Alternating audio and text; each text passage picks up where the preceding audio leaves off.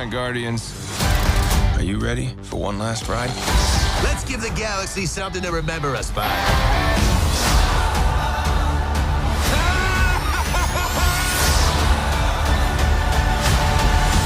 Drax, sit up! That's what it's here for. Drax, it's called a sofa. It's not a bed. Well, I find it hard to believe it does have multiple purposes. Doesn't really matter, does it? I'm sorry. My friend is stupid. I'm hungry. All right. My sacred mission is to create the perfect society. I want you all to know that I'm grateful to fight beside my friends. He didn't want to make things perfect. He just hated things the way they are. Incinerate them.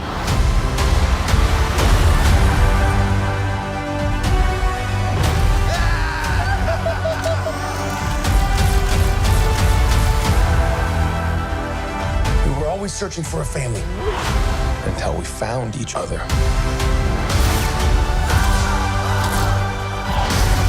Are you ready for one last ride?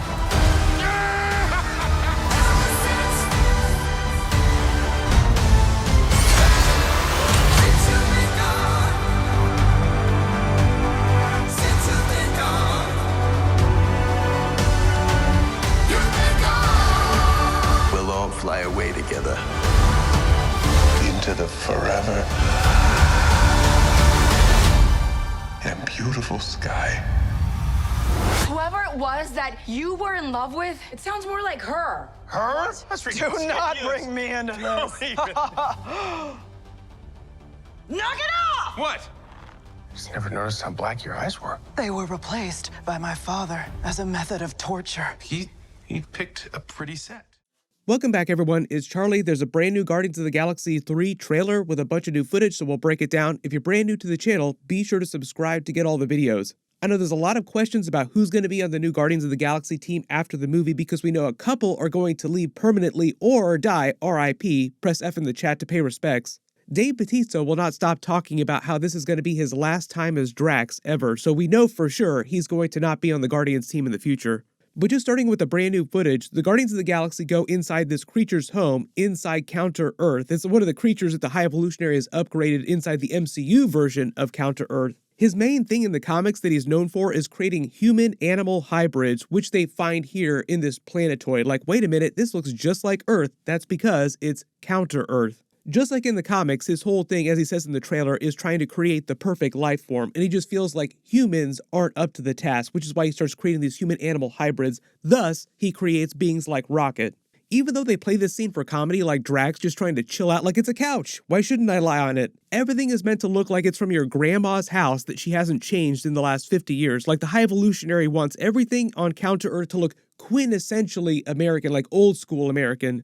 There's a bunch of deep cuts from the comics here too, so we'll see if they wind up using a version of Man-Beast in the movie too, because it's a huge part of Adam Warlock's origin story and how he wound up getting the Soul Stone in his forehead. Now, he does have a gem in his forehead in all the trailers, but that's probably just tied to the way that his power works in the MCU. He doesn't have an Infinity Stone in the MCU.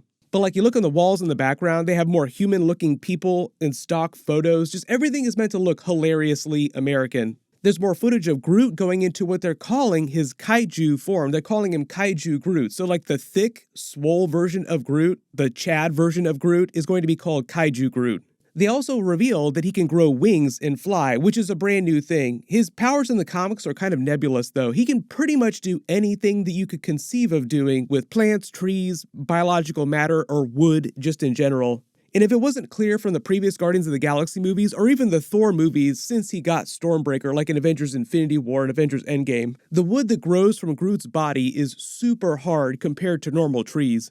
That's part of the reason why Stormbreaker is so strong. Like the metal, the enchantments on it that were created by the dwarves by Eitri are really strong, but also the handle from Groot's body makes it super strong. The other funny thing about Stormbreaker, if you didn't realize it too, the wood is still alive. Like Groot's body there is still alive. When he plants it in the ground, it actually starts growing roots during Thor Love and Thunder.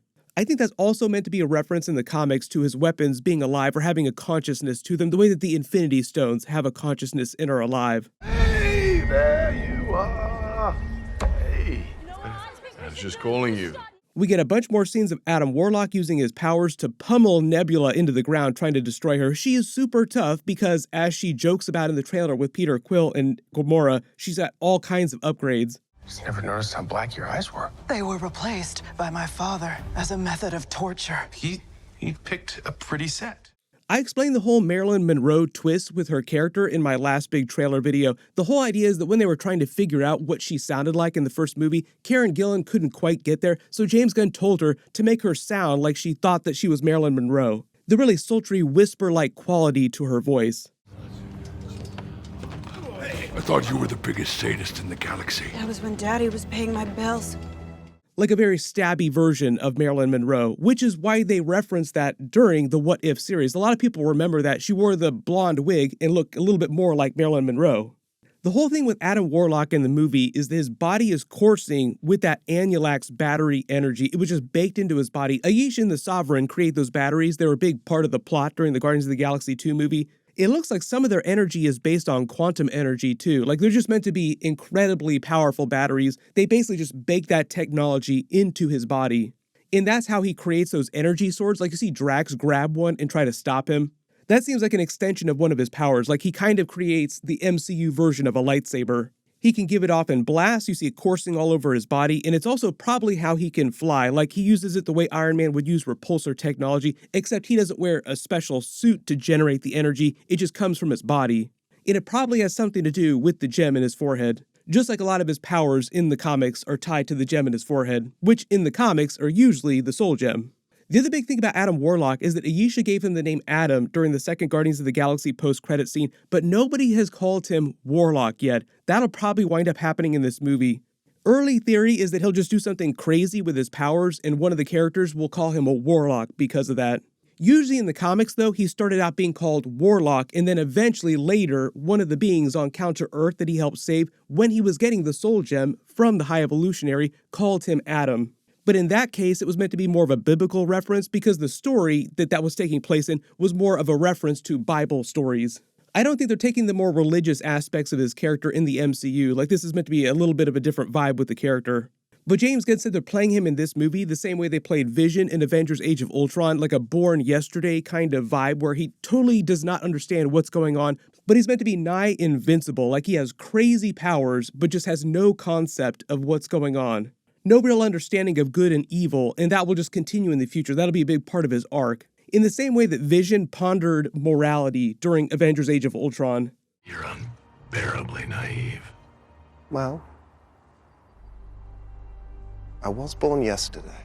We get more flashback scenes with the High Evolutionary. It actually seems like we see a couple different versions of the character, like one of them has hair, and then in the later footage, you see him with his skin all pulled back like he's been upgraded even more.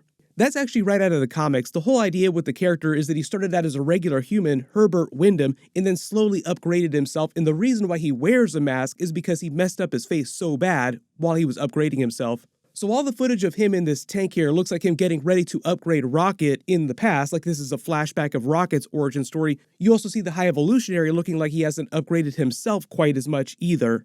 So that in present day, when they see him on Counter-Earth, he looks way different because he's given himself way more powers.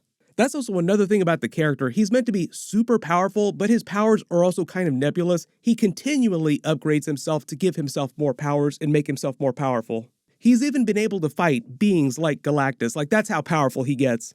They don't show you a ton of his powers in the trailers. We only see him use telekinesis, and it looks like he can also fly, but he has way more powers than that. Just in terms of the new team members, like who's going to be on the new roster after this movie, we already know Kraglin probably going to survive and become a main team member, but he's already kind of on the team, like he's been on the team for a while. Peter Quill will probably continue as Star-Lord, Groot in his new kaiju form, Cosmo the Space Dog, maybe the new version of Gamora. I don't think she's going to die, but she might not continue with the team, like she might go off on her own. Nebula will continue, like we'll see more Nebula stuff in the future. We already know Drax is not continuing.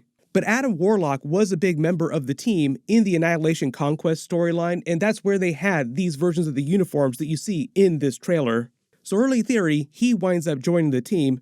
Nova was a member of the team in the comics, and they have been talking about introducing the character in the MCU. There was a deleted scene in Avengers Infinity War that introduced the character. I've already done a bunch of videos about that. Right now they're talking about doing him in either a special presentation or a Disney Plus series, not a movie, so we'll see where they wind up introducing the character. There's Beta Ray Bill. He was also on the team for a while in the comics, and there have been a bunch of Beta Ray Bill deleted scenes already in the movies. There are a couple of long shot characters too, but people have been asking me because they're introducing X-Men to the MCU, especially after Secret Wars. So like Kitty Pryde was a big part of the team in the comic. She even got married to Star-Lord for a little while, but I'm not expecting her to join the team. Captain Marvel could wind up joining the team, but they want to use the character in so many other different Skrull-based stories, Nick Fury stuff. I'm not expecting her to join the team either. Moondragon, Quasar, and Agent Venom were also members of the team at different periods, but like I don't expect Agent Venom, for instance, to come into the MCU because we already have the Eddie Brock version of Venom, and I don't think it's going to change anytime soon. But let me know in the comments, which new Guardians of the Galaxy team members do you want to see from the movies? There's a bunch of big stuff that just came out, so I'll try to do videos for everything as fast as possible. Make sure you enable alerts for my channel so you don't miss that. They also just started releasing the Mandalorian Season 3 episodes. Click here for my full Episode 1 video, and click here for my Episode 2 trailer video. Thank you so much for watching, everyone stay safe, and I'll see you guys in the next one.